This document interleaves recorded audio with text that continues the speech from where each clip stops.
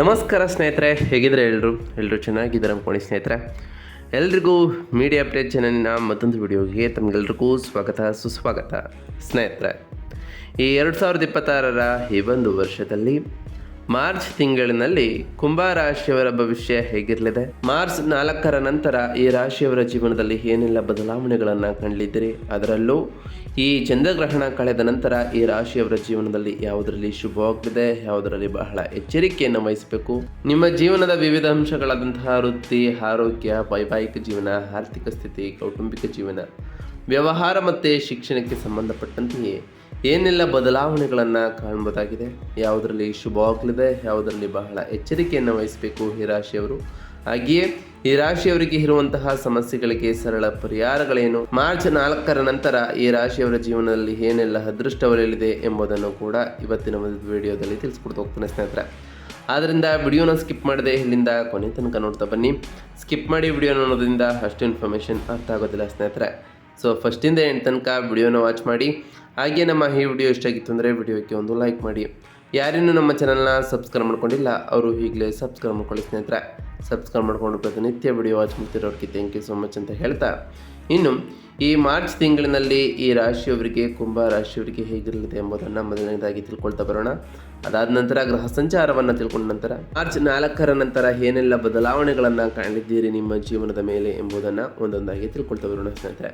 ಹೌದು ಸ್ನೇಹಿತರೆ, ಈ ಮಾರ್ಚ್ ಈ ಕುಂಭ ರಾಶಿಯವರಿಗೆ ಅದ್ಭುತ ಶಕ್ತಿಯನ್ನು ಮತ್ತು ಸಮೃದ್ಧಿಯನ್ನು ತರುವಂತಹ ತಿಂಗಳು ಅಂತಲೇ ಹೇಳ್ಬೋದು.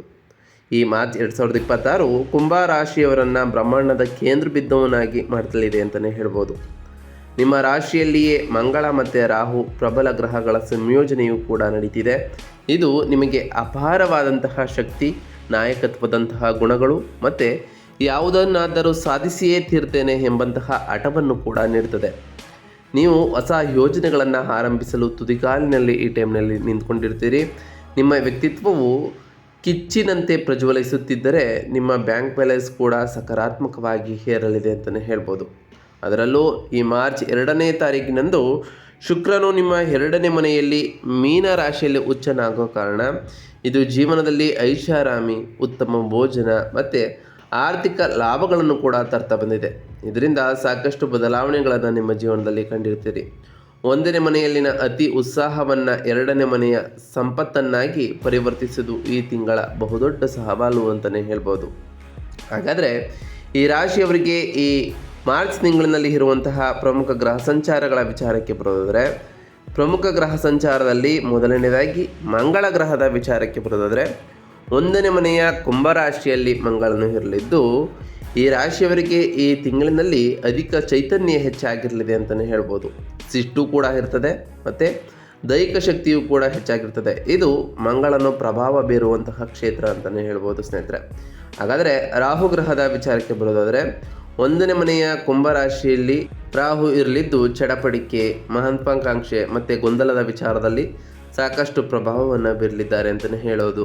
ಇನ್ನು ಶುಕ್ರ ಗ್ರಹದ ವಿಚಾರಕ್ಕೆ ಬರುವುದಾದರೆ, ನಿಮ್ಮ ಯೋಗಕಾರಕನಾದಂತಹ ಶುಕ್ರನು 2ನೇ ಮನೆಯ ಉಚ್ಚ ಸ್ಥಾನದಲ್ಲಿ ಇರೋ ಕಾರಣ ನಿಮಗೆ ಆಕಸ್ಮಿಕ ಧನ ಲಾಭವೂ ಕೂಡ ಹೆಚ್ಚಾಗಲಿದೆ. ಮಧುರ ಮಾತು ಮತ್ತು ಕೌಟುಂಬಿಕ ಸಂತೋಷವೂ ಕೂಡ ಹೆಚ್ಚಾಗಲಿದ್ದು, ಇನ್ನು ಸೂರ್ಯಗ್ರಹದ ವಿಚಾರಕ್ಕೆ ಬರುವುದಾದರೆ, 1ನೇ ಮನೆಯ ನಂತರ 2ನೇ ಮನೆಗೆ ಪ್ರವೇಶವನ್ನು ಮಾಡತಕ್ಕಂತಹ ಸೂರ್ಯನು ಅಹಂಕಾರದ ಘರ್ಷಣೆಯನ್ನು ಕೂಡ ತರಲಿದ್ದಾರೆ. ನಂತರ ಹಣಕಾಸಿನ ಮೇಲೆ ಗಮನವೂ ಕೂಡ ಈ ರಾಶಿಯವರಿಗೆ ಈ ತಿಂಗಳಿನಲ್ಲಿ ಅವಶ್ಯಕ ಅಂತಲೇ ಹೇಳ್ಬೋದು.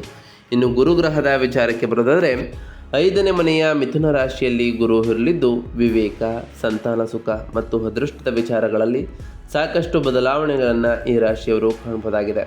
ಇನ್ನು ಈ ರಾಶಿಯವರ ವೃತ್ತಿ ಮತ್ತು ಉದ್ಯೋಗದಲ್ಲಿ ಈ ಮಾರ್ಚ್ 4ರ ನಂತರ ಏನೆಲ್ಲ ಬದಲಾವಣೆಯನ್ನು ಕಾಣಲಿದ್ದೀರಿ ಅನ್ನೋದ್ರ ವಿಚಾರಕ್ಕೆ ಬರೋದಾದರೆ, ನಿಮ್ಮ ವೃತ್ತಿ ಜೀವನದಲ್ಲಿ ಸಂಪೂರ್ಣವಾಗಿ ನಿಮ್ಮ ಇಚ್ಛಾಶಕ್ತಿಯಿಂದ ನಡೆಯಲಿದೆ ಅಂತಲೇ ಹೇಳ್ಬೋದು.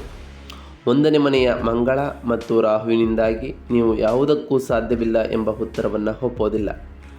ನೀವು ದೊಡ್ಡ ಸಾಹಸಗಳನ್ನು ಮಾಡಲು, ಹೊಸ ಉದ್ಯಮವನ್ನು ಆರಂಭಿಸಲು ಅಥವಾ ನಿಮ್ಮನ್ನು ನೀವು ಬಲವಾಗಿ ಮಾರ್ಕೆಟಿಂಗ್ ಮಾಡಿಕೊಳ್ಳಲು ಇದು ಸಕಲವಾದಂತಹ ಸಮಯ ಅಂತಲೇ ಹೇಳ್ಬೋದು. ತಾಂತ್ರಿಕ ಮತ್ತು ಇಂಜಿನಿಯರಿಂಗ್ ಕ್ಷೇತ್ರದಲ್ಲಿ ಕೆಲಸ ಮಾಡ್ತಿರೋರಿಗೆ ಅತ್ಯುತ್ತಮವಾದಂತಹ ಕಾಲ ಅಂತಲೇ ಹೇಳ್ಬೋದು. ಆದರೆ ಅಂಗಾರಕ ಯೋಗ ಅಂದರೆ ಮಂಗಳ ಮತ್ತು ರಾಹು ಸೇರಿರೋ ಕಾರಣ ನಿಮ್ಮ ಮೇಲಾಧಿಕಾರಿಗಳೊಂದಿಗೆ ಸಂಘರ್ಷಕ್ಕೆ ದಾರಿ ಮಾಡಿಕೊಡ್ಬೋದು. ಇತರರು ನಿಮ್ಮಷ್ಟೇ ವೇಗವಾಗಿ ಕೆಲಸ ಮಾಡುತ್ತಿಲ್ಲ ಎಂದು ನಿಮಗೆ ಕಿರಿಕಿರಿಯನ್ನು ಅನ್ನಿಸ್ಬೋದು ಸ್ನೇಹಿತರೆ. ತಾಳ್ಮೆಯಿಂದ ಇರುವುದು ಬಹಳ ಮುಖ್ಯವಾಗಿರ್ತದೆ. ಅದರಲ್ಲೂ ಮಾರ್ಚ್ 15ರ ನಂತರ ಸೂರ್ಯನು 2ನೇ ಮನೆಗೆ ಬಂದಾಗ ನಿಮ್ಮ ಗಮನವು ಹೆಸರು ಗಳಿಸುವುದರಿಂದ ಹಣ ಗಳಿಸುವತ್ತ ತಿರುಗ್ತದೆ. ಇದರಿಂದ ಸಾಕಷ್ಟು ಧನಲಾಭವನ್ನು ಕೂಡ ಕಾಣ್ತಾ ಹೋಗ್ತೀರಿ ಅಂತಲೇ ಹೇಳ್ಬೋದು. ಇನ್ನು ಈ ರಾಶಿಯವರ ಆರ್ಥಿಕ ಮತ್ತು ಹಣಕಾಸಿನ ವಿಚಾರದ ಬಗ್ಗೆ ಮಾತನಾಡ್ತಾ ಬರೋದಾದರೆ, ಆರ್ಥಿಕವಾಗಿ ಅದ್ಭುತವಾದಂತಹ ತಿಂಗಳು ಈ ಮಾರ್ಚ್ ತಿಂಗಳು ಹಣಕಾಸಿನ ವಿಚಾರದಲ್ಲಿ. ಅದರಲ್ಲೂ ಈ ಮಾರ್ಚ್ 4ರ ನಂತರ ನಿಮ್ಮ ಯೋಗಕಾರಕನಾದಂತಹ ಶುಕ್ರನು ಸಂಪತ್ತಿನ ಮನೆಯಾದ 2ನೇ ಮನೆಯಲ್ಲಿ ಹುಚ್ಚನಾಗ್ತಿದ್ದಾನೆ. ಇದು ಹಣದ ಸುಲಭ ಹರಿವನ್ನು ನಿಮಗೆ ಸೂಚಿಸ್ತದೆ. ಕುಟುಂಬದ ಆಸ್ತಿ, ಕಲಾತ್ಮಕ ಕೆಲಸಗಳು ಅಥವಾ ಸೌಂದರ್ಯ ಮತ್ತು ಐಷಾರಾಮಿ ವಸ್ತುಗಳ ಹೂಡಿಕೆಯಿಂದ ಲಾಭಗಳನ್ನು ಕೂಡ ಕಾಣ್ತಾ ಬರ್ತೀರಿ.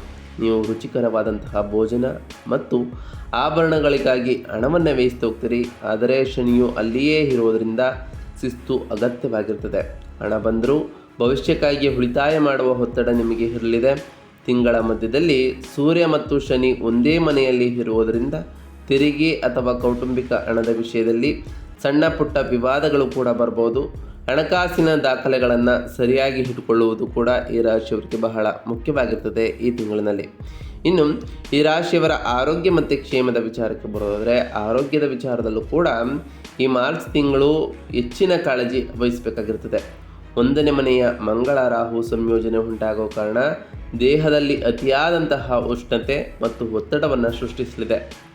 ತಲೆನೋವಿರ್ಬೋದು, ರಕ್ತದೊತ್ತಡ ಇರ್ಬೋದು, ಮೈಗ್ರೇನ್ ಅಥವಾ ಮುಖಕ್ಕೆ ಸಂಬಂಧಪಟ್ಟಂತಹ ಗಾಯಗಳ ಬಗ್ಗೆ ಬಹಳಷ್ಟು ಜಾಗರೂಕರಾಗಿರಬೇಕು. ಈ ಮಾರ್ಚ್ 4ರ ನಂತರ ರಾಹುವಿನ ಚಡಪಟಿಕೆಯಿಂದಾಗಿ ಅತಿ ವೇಗದ ಚಾಲನೆಯನ್ನು ಮಾಡಬಹುದು. ಇದು ಅಪಘಾತಕ್ಕೆ ಕಾರಣವಾಗಬಹುದು. ತಂಪಾದ ನೀರು ಕುಡಿಯುವುದು, ಮಸಾಲೆಯುತವಾದಂತಹ ಆಹಾರವನ್ನು ತಪ್ಪಿಸುವುದು ಪಿತ್ತದೋಷವನ್ನು ನಿಯಂತ್ರಿಸಲು ಬಹಳಷ್ಟು ಸಹಾಯವನ್ನು ಮಾಡುತ್ತದೆ. ಆದ್ದರಿಂದ ಈ ಟೈಮ್ನಲ್ಲಿ ಬಹಳಷ್ಟು ಆಹಾರದ ಮೇಲೆ ಹಿಡಿತವನ್ನು ಸಾಧಿಸಿ ಅಂತಲೇ ಹೇಳ್ಬೋದು. ಹಾಗೆಯೇ ಅತಿಯಾದಂತಹ ವೇಗ ಚಾಲನೆಯನ್ನು ಮಾಡಬೇಡಿ. ವಾಹನ ಚಾಲನೆ ಮಾಡುವಾಗ ಪ್ರತಿದಿನ ಧ್ಯಾನ ಮಾಡುವುದು ನಿಮ್ಮ ಮನಸ್ಸನ್ನು ಶಾಂತವಾಗಿಡಲು ಬಹಳಷ್ಟು ಸಹಕಾರಿಯಾಗ್ತದೆ. ಹಾಗೆ ನಿಮ್ಮ ದೈನಂದಿನ ಜೀವನದಲ್ಲಿ ಧ್ಯಾನ ಮತ್ತು ವ್ಯಾಯಾಮವನ್ನು ಕಡ್ಡಾಯಗೊಳಿಸಿ. ಇದು ನಿಮ್ಮ ದೈಹಿಕ ಶಕ್ತಿ ಮತ್ತು ಮಾನಸಿಕ ಶಕ್ತಿಯನ್ನು ವೃದ್ಧಿ ಮಾಡಲಿದೆ. ಇದರಿಂದ ಸಾಕಷ್ಟು ಉತ್ತಮವಾದ ಫಲಗಳನ್ನು ನೀವು ಕಾಣ್ಬೋದಾಗಿದೆ ಅಂತಲೇ ಹೇಳ್ಬೋದು. ಇನ್ನು ಈ ರಾಶಿಯವರ ಕುಟುಂಬ ಮತ್ತು ಸಂಬಂಧಗಳ ವಿಚಾರಕ್ಕೆ ಬರೋದಾದರೆ, 5ನೇ ಮನೆಯಲ್ಲಿ ಇರತಕ್ಕಂತಹ ಗುರು ನಿಮ್ಮ ಪ್ರೇಮ ಜೀವನಕ್ಕೆ ವರದಾನವಾಗಿದ್ದಾರೆ ಅಂತಲೇ ಹೇಳ್ಬೋದು. ಅವಿವಾಹಿತರಿಗೆ ಅವರ ವ್ಯಕ್ತಿತ್ವವೇ ಒಪ್ಪುವಂತಹ ಜ್ಞಾನವಂತ ಮತ್ತು ಬೆಂಬಲ ನೀಡುವ ಸಂಗಾತಿ ದೊರೆಯುವಂತಹ ಸಾಧ್ಯತೆ ಇರ್ತದೆ. ಪ್ರೇಮ ಜೀವನದಲ್ಲಿ ರೋಮಾಂಚನವೂ ಕೂಡ ಈ ರಾಶಿಯವರಿಗೆ ಇರಲಿದೆ.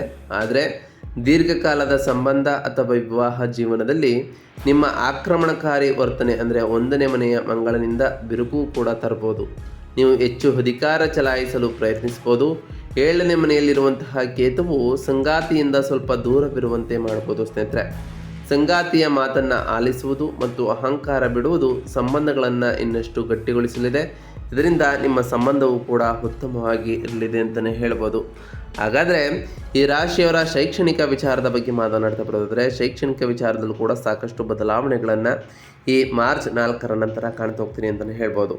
ಏಕೆಂದರೆ ವಿದ್ಯಾರ್ಥಿಗಳಿಗೆ ಇದು ಪ್ರತಿಭೆ ಮತ್ತು ವಿಚಲನೆಯ ಮಿಶ್ರಣವಾಗಿದೆ ಅಂತಲೇ ಹೇಳ್ಬೋದು. 5ನೇ ಮನೆಯ ಗುರುವು ಉನ್ನತ ಶಿಕ್ಷಣ, ವಿವೇಕ ಮತ್ತು ಪರೀಕ್ಷೆಗಳಿಗೆ ಹೆಚ್ಚಿನ ಬೆಂಬಲವನ್ನು ನೀಡ್ತಾ ಇದ್ದಾರೆ. ನಿಮ್ಮ ಬುದ್ಧಿವಂತಿಕೆಯೂ ಕೂಡ ಬಹಳಷ್ಟು ಚುರುಕಾಗಿ ಇರಲಿದೆ. ಆದರೆ 1ನೇ ಮನೆಯ ಮಂಗಳ ರಾಹು ಪ್ರಭಾವವು ನಿಮ್ಮನ್ನು ತಾಳ್ಮೆ ಕಳೆದುಕೊಳ್ಳುವಂತೆ ಮಾಡಬಹುದು. ವಿಷಯದ ಆಳಕ್ಕೆ ಹೋಗುವ ಬದಲು ಬೇಗ ಮುಗಿಸುವ ಅವಸರ ನಿಮ್ಮಲ್ಲಿ ಇರ್ಬೋದು. ಅತಿಯಾದಂತಹ ಆತ್ಮವಿಶ್ವಾಸವು ಈ ಟೈಮ್ನಲ್ಲಿ ಬೇಡ. ಇಂಜಿನಿಯರಿಂಗ್ ಮತ್ತು ತಾಂತ್ರಿಕ ವಿದ್ಯಾರ್ಥಿಗಳು ಅತ್ಯುತ್ತಮವಾದಂತಹ ಸಾಧನೆಯನ್ನು ಮಾಡ್ತೀರಿ. ಅದರಲ್ಲೂ ಹೊಸ ಹೊಸ ಕೌಶಲ್ಯಗಳನ್ನು ಕಲಿಬೇಕು ಅಂದ್ಕೊಂಡಿದ್ರೆ ಈ ತಿಂಗಳು ಬಹಳ ಅನುಕೂಲಕರವಾಗಿರಲಿದೆ.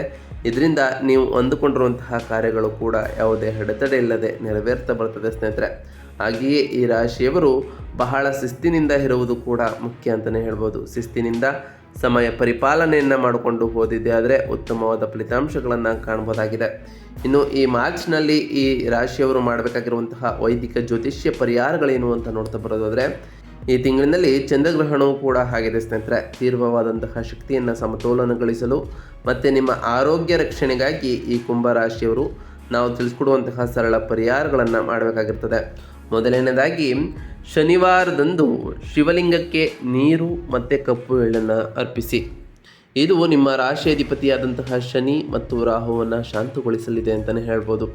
ಪ್ರತಿ ಶನಿವಾರದಂದು ಓಂ ಶಂ ಶನೈಶ್ವರಾಯ ನಮಃ ಎಂಬ ಮಂತ್ರವನ್ನು ಜಪಿಸಿ, ಸಾಧ್ಯವಾದರೆ ಶನಿದೇವರ ದೇವಾಲಯಕ್ಕೆ ತೆರಳಿ ಶನಿದೇವರಿಗೆ ಪ್ರಿಯವಾಗಿರುವಂತಹ ಕಪ್ಪು ಎಳ್ಳಿನ ಬತ್ತಿಯನ್ನು ಹಚ್ಚೋದ್ರಿಂದ ಆ ಶನಿದೇವರ ಸಕಾರಾತ್ಮಕ ಪ್ರಭಾವಕ್ಕೆ ನೀವು ಒಳಗಾಗ್ತೀರಿ ಅಂತಲೇ ಹೇಳ್ಬೋದು. ಇನ್ನು ವಾಹನವನ್ನು ಚಾಲನೆ ಮಾಡುವಾಗ ಅತಿಯಾದಂತಹ ವೇಗವನ್ನು ಮಾಡಲಿಕ್ಕೆ ಹೋಗಬೇಡಿ. ಒಂದನೇ ಮನೆಯಲ್ಲಿರುವಂತಹ ಈ ಗ್ರಹಗಳು ಅವಘಡಕ್ಕೆ ಕಾರಣವಾಗ್ಬೋದು. ಅದರಿಂದ ಈ ಟೈಮ್ನಲ್ಲಿ ಜಾಗ್ರತೆಯನ್ನು ವಹಿಸಿ ವೇಗವನ್ನು ನಿಯಂತ್ರಿಸಿ ಅಂತಲೇ ಹೇಳ್ಬೋದು. ಒಂದು ಸಣ್ಣ ಬೆಳ್ಳಿಯ ಚೌಕಾಕಾರದ ತುಂಡನ್ನು ಪರ್ಸ್ನಲ್ಲಿ ಯಾವಾಗಲೂ ಇಟ್ಕೊಳ್ಳಿ ಅಥವಾ ಬೆಳ್ಳಿಯ ಚೈನನ್ನು ಧರಿಸಿ. ಇದು ರಾಹುವಿನ ಚಡಪಡಿಕೆಯನ್ನು ಕಡಿಮೆ ಮಾಡಿ ಮನಸ್ಸನ್ನು ಸ್ಥಿರಗೊಳಿಸ್ತದೆ ಅಂತಲೇ ಹೇಳ್ಬೋದು. ಎರಡನೇ ಮನೆಯ ಆಹಾರದ ಸ್ಥಾನವಾಗಿರುವುದರಿಂದ ಶುಕ್ರವಾರದಂದು ಬಡವರಿಗೆ ಅನ್ನದಾನವನ್ನು ಮಾಡಿ. ಇದು ನಿಮ್ಮ ಆರ್ಥಿಕ ಅದೃಷ್ಟವನ್ನು ಇನ್ನಷ್ಟು ಹೆಚ್ಚಿಸ್ತಾ ಹೋಗ್ತದೆ. ಇದರಿಂದ ಸಾಕಷ್ಟು ಬದಲಾವಣೆಗಳನ್ನು ಕೂಡ ನಿಮ್ಮ ರಾಶಿಯವರು ಕಾಣ್ತಾ ಬರ್ತೀನಿ ಅಂತಲೇ ಹೇಳ್ಬೋದು. ಹಾಗೆಯೇ ಈ ರಾಶಿಯವರು ಪ್ರತಿ ಗುರುವಾರದಂದು ಓಂ ಗುರುಭ್ಯೋ ನಮಃ ಎಂಬ ಮಂತ್ರವನ್ನು ಜಪಿಸಿ, ಸಾಧ್ಯವಾದರೆ ಗುರುಗಳು ಮತ್ತು ಹಿರಿಯರ ಆಶೀರ್ವಾದವನ್ನು ಪಡೆದುಕೊಳ್ಳುವುದರ ಜೊತೆಗೆ ಕೈಲಾದಷ್ಟು ಬಡವರಿಗೆ ದಾನವನ್ನು ಮಾಡಿ ಸ್ನೇಹಿತರೆ. ಪ್ರತಿ ಶುಕ್ರವಾರದಂದು ತಾಯಿ ಜಗನ್ಮಾತೆಯಾದಂತಹ ಲಕ್ಷ್ಮೀದೇವಿಗೆ ಪೂಜೆಯನ್ನು ಸಲ್ಲಿಸಿ, ಲಕ್ಷ್ಮೀದೇವಿಗೆ ಪ್ರಿಯವಾಗಿರುವಂತಹ ಬಿಳಿ ಹೂಗಳನ್ನು ಅರ್ಪಿಸಿ ಪೂಜೆಯನ್ನು ಸಲ್ಲಿಸೋದ್ರಿಂದ ಆ ಲಕ್ಷ್ಮೀದೇವಿಯ ಕೃಪೆಯೂ ಕೂಡ ನಿಮಗೆ ಸಿಗಲಿದೆ. ಪ್ರತಿ ಮಂಗಳವಾರದಂದು ಓಂ ಅಂಗರಾಯಕಾಯ ನಮಃ ಎಂಬ ಮಂತ್ರವನ್ನು ಜಪಿಸಿ, ಅದೇ ದಿನ ಹನುಮಾನ್ ಚಾಲಿಸವನ್ನು ಪಠಿಸೋದ್ರಿಂದ ನಿಮ್ಮಲ್ಲಿ ಧೈರ್ಯ ಮತ್ತು ಶಾಂತಿ ಇನ್ನಷ್ಟು ಹೆಚ್ಚಾಗಲಿದೆ ಅಂತಲೇ ಹೇಳ್ಬೋದು. ನಾವು ತಿಳಿಸ್ಕೊಟ್ಟಿರುವಂತಹ ಈ ಎಲ್ಲ ಸರಳ ಪರಿಹಾರಗಳನ್ನು ಈ ರಾಶಿಯವರು ಮಾಡಿದ್ದೇ ಆದರೆ ನಿಮ್ಮ ಜೀವನದಲ್ಲಿ ಸಾಕಷ್ಟು ಬದಲಾವಣೆಗಳನ್ನು ಕಾಣ್ತಾ ಬರ್ತೀರಿ. ನೀವು ಅಂದುಕೊಂಡಿರುವಂತಹ ಕಾರ್ಯಗಳು ಕೂಡ ಯಾವುದೇ ಅಡೆತಡೆ ಇಲ್ಲದೆ ನೆರವೇರ್ತಾ ಬರ್ತದೆ ಸ್ನೇಹಿತರೆ. ಇದಾಗಿತ್ತು ಇವತ್ತಿನ ಒಂದು ವಿಡಿಯೋ ಸ್ನೇಹಿತರೆ. ವಿಡಿಯೋ ಇಷ್ಟ ಆಗಿತ್ತು ಅಂದರೆ ವಿಡಿಯೋಕ್ಕೆ ಒಂದು ಲೈಕ್ ಮಾಡಿ. ಯಾರೇನು ನಮ್ಮ ಚಾನಲ್ನ ಸಬ್ಸ್ಕ್ರೈಬ್ ಮಾಡ್ಕೊಂಡಿಲ್ಲ ಅವರು ಈಗಲೇ ಸಬ್ಸ್ಕ್ರೈಬ್ ಮಾಡ್ಕೊಳ್ಳಿ. ಸಬ್ಸ್ಕ್ರೈಬ್ ಮಾಡಿಕೊಂಡು ಪ್ರತಿನಿತ್ಯ ವಿಡಿಯೋ ವಾಚ್ ಮಾಡ್ತಿರೋರಿಗೆ ಥ್ಯಾಂಕ್ ಯು ಸೊ ಮಚ್ ಅಂತ ಹೇಳ್ತಾ, ಹಾಗೆ ಕಮೆಂಟ್ನಲ್ಲಿ ಓಂ ಶನೈಶ್ವರಾಯ ನಮಃ, ಓಂ ಅಂಗರಾಯಕಾಯ ನಮಃ, ಓಂ ಗುರುಭ್ಯೋ ನಮಃ, ಓಂ ಲಕ್ಷ್ಮೀನಾರಾಯಣಾಯ ನಮಃ, ಓಂ ನಮಃ ಶಿವಾಯ, ಓಂ ಹನುಮಂತಾಯ ನಮಃ ಎಂಬ ಕಮೆಂಟನ್ನು ಮಾಡಿ ಸ್ನೇಹಿತರೆ. ಆ ಶನಿದೇವರು, ಮಂಗಳದೇವ, ಗುರುದೇವ, ಲಕ್ಷ್ಮೀನಾರಾಯಣ, ಶಿವ ಮತ್ತು ಹನುಮಂತ ನಿಮಗೆ ಆಯುಷ್ಯ ಆರೋಗ್ಯ ಸಮೃದ್ಧಿಗಳನ್ನು ಕೊಟ್ಟು ಕಾಪಾಡಲಿ. ಆ ದೇವರು ನಿಮಗೆ ಎಲ್ಲ ಕಾರ್ಯಗಳಲ್ಲೂ ಸಿದ್ಧಿಯನ್ನು ಕರುಣಿಸಲಿ ಅಂತ ಆ ದೇವರಲ್ಲಿ ಕೇಳ್ಕೊಳ್ತಾ ಇವತ್ತಿನ ಒಂದು ವಿಡಿಯೋನ ಮುಗಿಸ್ತಿದ್ದೀನಿ ಸ್ನೇಹಿತರೆ. ಸಿಗ್ತೀನಿ ಮತ್ತೊಂದು ವಿಡಿಯೋದೊಂದಿಗೆ. Thank you for watching.